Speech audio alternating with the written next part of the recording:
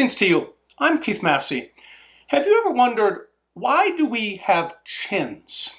Now, some things people wonder about do have known scientific answers. For example, people sometimes ask, why do men have nipples? The answer is that during gestation, both males and females follow the same developmental path, a path that includes the formation of nipples, and only after that point do males and females begin to differentiate.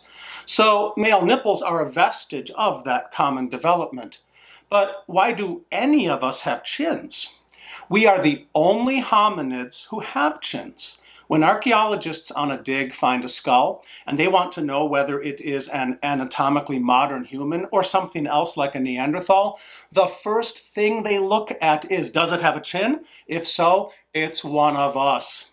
But since all kinds of other primates, even ones very closely related to us, do not have chins, and they don't really seem to serve an obvious purpose, why do we have them at all?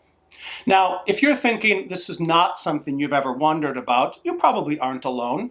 But the question has been the topic of some considerable scientific discourse. In a 2016 review article in the journal Evolutionary Anthropology, Dr. James Pampusch and David Daeglein surveyed the available scientific literature on the topic and described a number of the current theories on why we have chins. Some of these theories are: chins are the leftover result of reducing the size of all surrounding bone masses in the area of the jaw or even the face overall. Some reasons for the reduction in jaw or face size might include no longer needing such strong jaws once we were eating primarily cooked food. Another possibility is that this was the product of reduced face size connected to humans essentially self-domesticating. And a known result of domestication in other species is a reduction in face size particularly, as well as size overall. Other theories are that the chin somehow anchors tissues in such a way as to facilitate breathing. Or maybe that the chin evolved as a result of additional stress put on the jaw after humans evolved speech. Finally, maybe chins evolved by sexual selection from their apparent attractiveness. The authors of this review conclude that no theory to date has convincingly explained the existence of chins in anatomically modern humans. They conclude their article by saying, despite the vast amount written on the chin, it is deserving of continued attention, for perhaps understanding the chin will reveal some unexpected insight into what it means to be human. In this video, I will propose what I believe is a novel theory on the subject. Again, within all primates, chins evolved in only anatomically modern humans. Researchers assume, correctly I believe, that the rise of chins should therefore be somehow connected to how we are different from all the rest of our genetic relatives. And so, I propose the following. As the first anatomically modern humans arose in Africa, they were simultaneously experiencing language genesis. Human language as we know it was taking form in our species.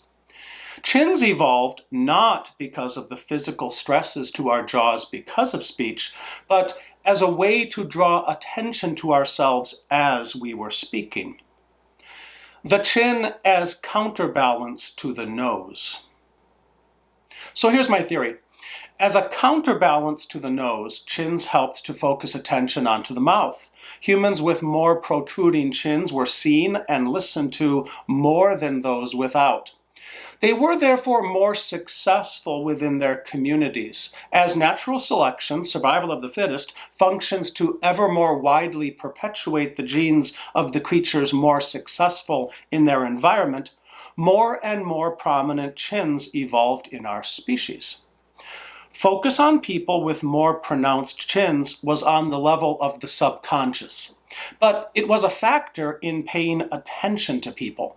Note in this photo of a younger Abe Lincoln, a man known for his captivating oratory, how his nose points down, but his chin seems to frame the mouth nicely. Secondary evidence for my theory can be found in the fact that after evolution had produced as large of chins as biology could feasibly muster, human societies then produced additional cultural measures to further focus attention onto the mouth. In both Africa and the Americas, various cultures independently innovated the practice of lip plating. The women of the Ainu in Japan and Russia traditionally tattooed mustaches that drew attention to the area of their mouths. The continued popularity of lipstick, which arguably also is subconsciously to mimic the image of sexually aroused labia, is also certainly an example of a cultural highlight to the area of the mouth. I offer this theory for consideration, knowing that none of the other theories as to why we have chins has gained any traction. And maybe my theory does explain the development of our chins as a part of what it means to be human.